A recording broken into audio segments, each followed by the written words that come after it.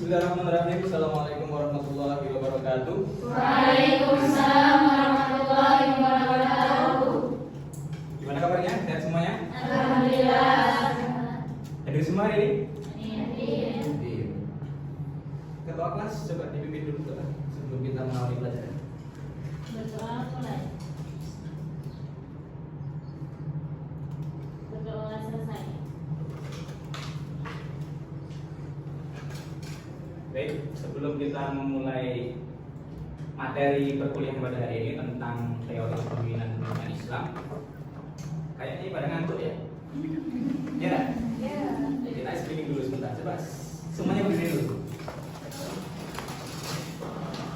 Tepuk 1 kanan, di kanan. Tepuk 1, tepuk 2 kanan dulu baru gini.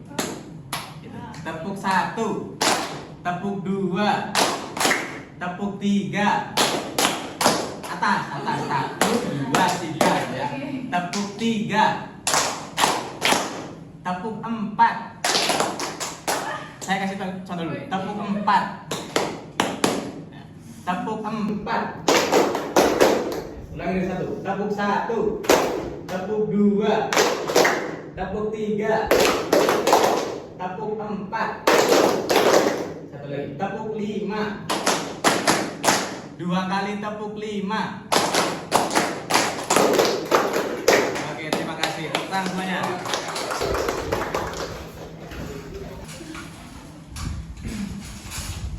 Sudah nggak ngantuk? Nggak ngantuk ya? Mulai tentang teori kepemimpinan.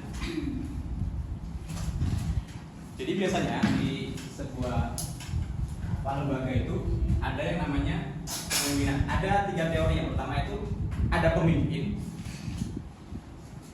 ada kepemimpinan. Ya kan? Kalau pemimpin dalam kehidupan kita siapa pemimpin? Ada pimpinan, ada pemimpin, ada kepemimpinan. Kalau pemimpin di agama kita, agama Islam itu ada siapa? Pemimpin. Pemimpin. Nabi, ya, yang dirujukan dari Allah.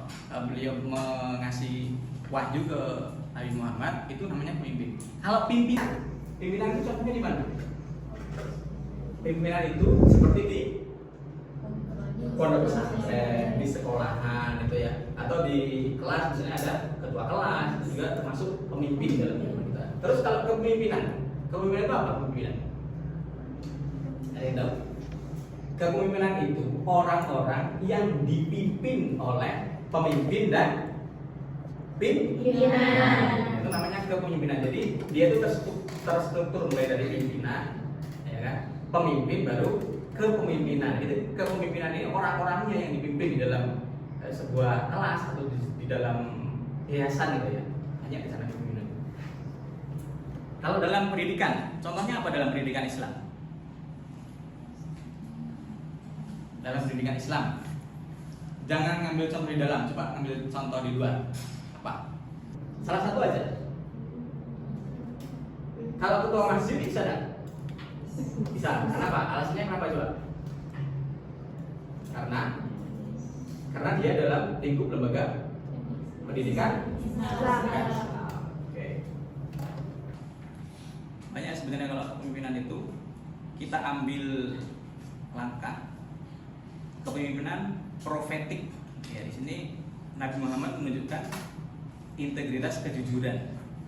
Bagaimana kalau misalnya Nabi Muhammad tidak memiliki integritas dan tidak memiliki kejujuran?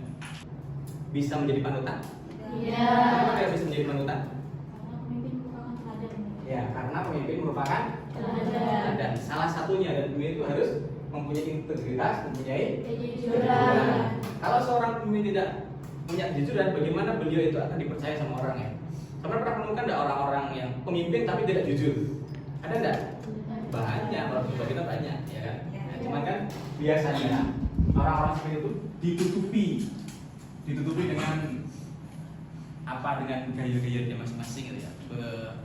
Agama menjadi baju dari sebuah kebohongan. Banyak sekali di mas kita ini. Yang kedua itu fokus pada kepemimpinan profetik, menekankan pembentukan karakter siswa melalui pengajaran etika dan nilai Islam. Ini contoh ketika di sekolah. Ada yang bisa memberi contoh? Menekankan pembentukan karakter Islam melalui pembelajaran etika. Apa contohnya? Seperti guru yang datang Tepat waktu. tepat waktu, itu etika gitu ya. Kalau gurunya sendiri tidak tepat waktu, nah bagaimana ya? Jadi apa? Mempunyai etika yang baik gitu kan. Itu kan seorang pemimpin yang baik ya. Pelayanan dalam Islam, pemimpin yang mengutamakan kepentingan komunitas dan siswa di atas ambisi pribadi untuk kebaikan bersama. Ini termasuk yang terbaik. Baik, kita akan mulai diskusi dengan saya kasih tiga tema. Ya. Tema yang pertama itu pemimpin yang transformasi, yang kedua pemimpin yang visioner, yang ketiga pemimpin yang Teladan. silakan buat 3 kelompok saja.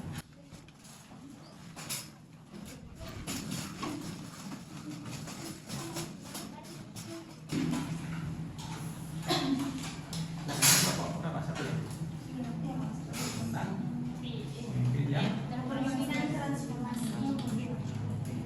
Biasanya. ini kelompok 3. 3 pemimpin Teladan. ada ini kelompok 2. 2 pemimpin. Visioner. Oke, silakan dikerjakan dulu. Waktu 3 menit selama.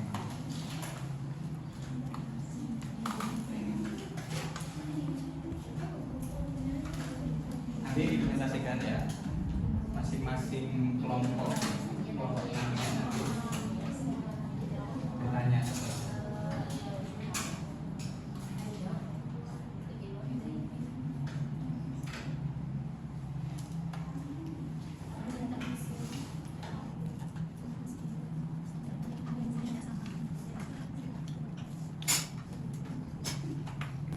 Sudah cukup ya? Ya. Silakan dari kelompok transformasi presentasi dulu.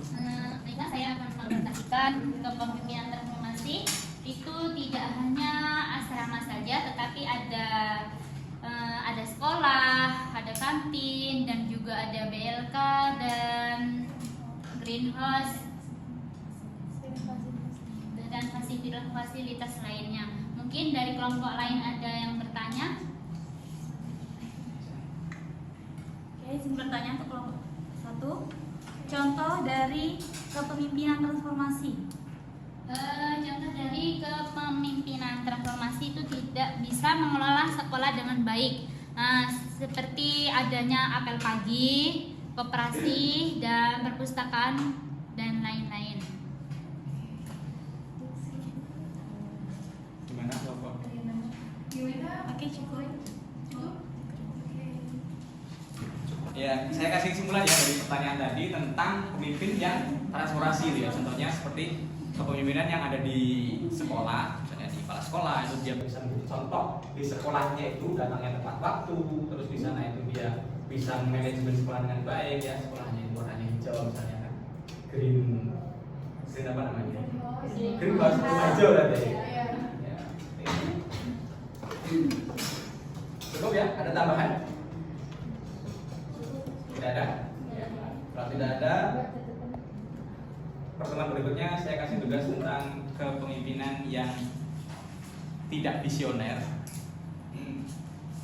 tidak transformasi dan tidak teladan. Siapa yang cari referensinya, besok pertemuan berikutnya kita bahas. Oke?